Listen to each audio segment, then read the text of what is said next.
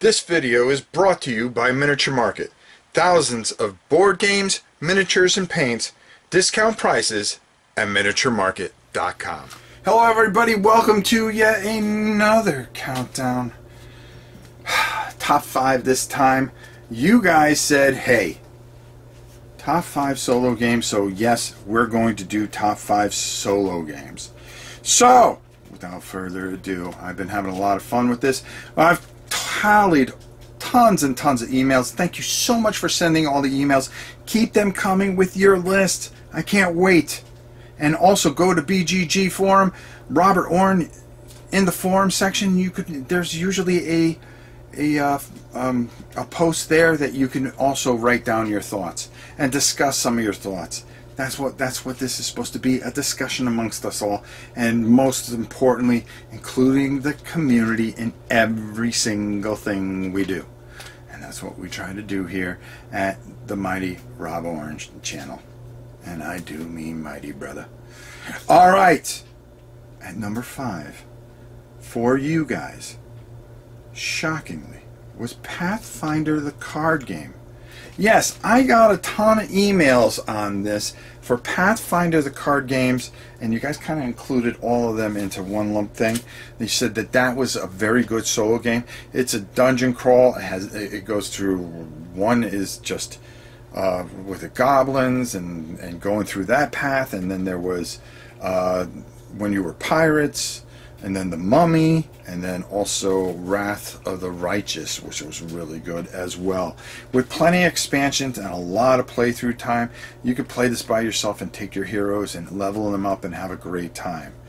For me, it was Shadows of Brimstone, because I actually played some of this by myself to try to get myself back into it, and I found how much I love this game. So I went back to painting all the rest of it so I can get these characters jacked up and do this solo for you guys. Now, I seen a good friend of mine, Cat Weasel, out there doing a huge solo campaign, and it just even inspired me even more. So for me, number 5 was Shadow of Brimstone. At number 4 for you guys was Mansions of Madness. Now, this is one that I've been promising to get to the table, and especially since I have all those painted figures now. Yeah, that's going to get there quicker than you think, and be ready to check it out when I do it. For me, at number 4 was Mage Knight.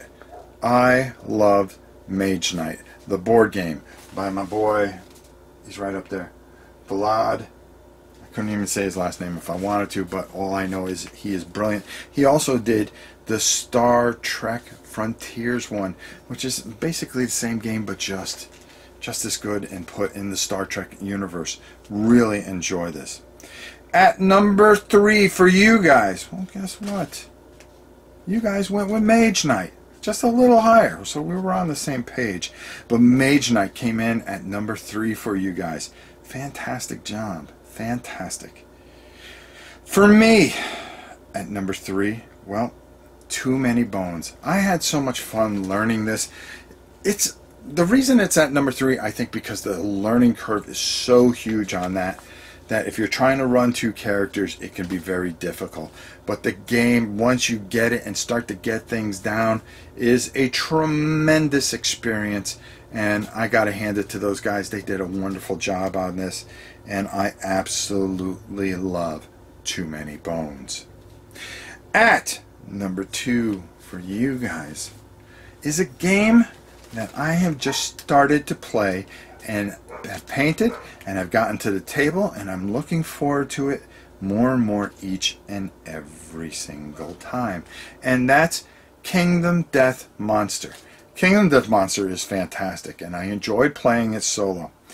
The thing is, and the reason it's not on my list, is I haven't gone through the settlement phase. I haven't gone through an entire phase, so I didn't feel it was fair enough to put it as one of my favorite solo games when I really haven't gotten to the meat of the game yet.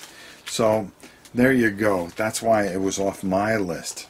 So that's a little hint there.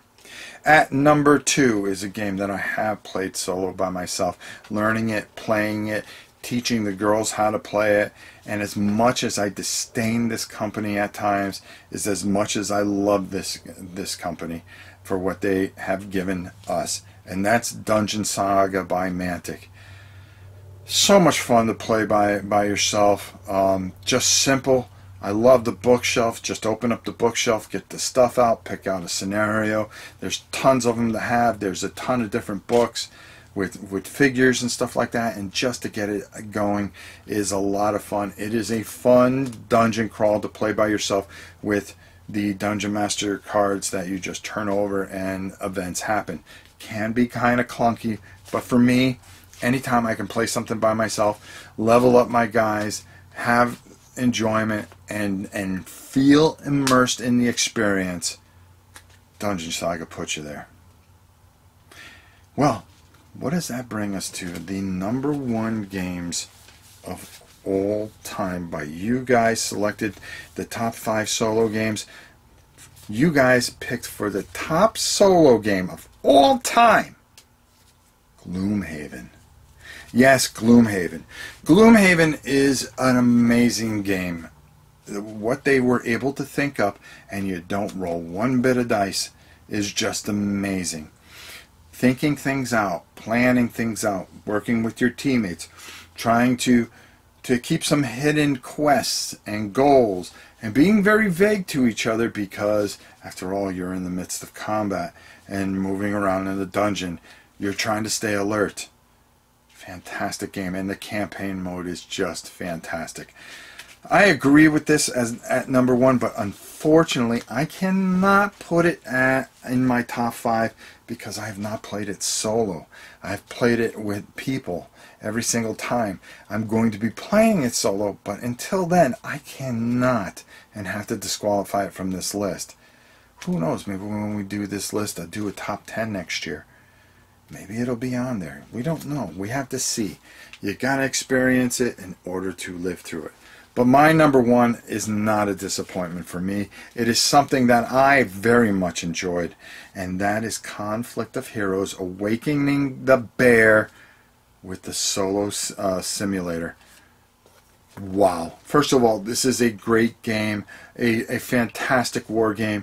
Very simple, very easy mechanics, very enjoyable. But when you add in that expansion, it just the campaign generator, the solo experience generator, you are just immersed in World War II battle, and it is just such an enjoyment.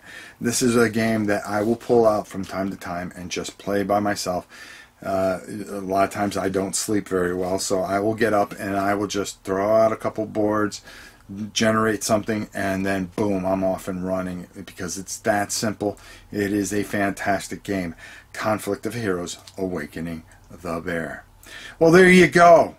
We were way off, but only because I didn't get enough to put those in the list. I thought about putting them in, but I said it wouldn't be fair. I had to go with what I had played and what I enjoyed. So your list, fantastic. I can't argue any of it. My list, I'm not going to argue any of it. Those are all the things that I like to play solo, so there's no wrong answer there.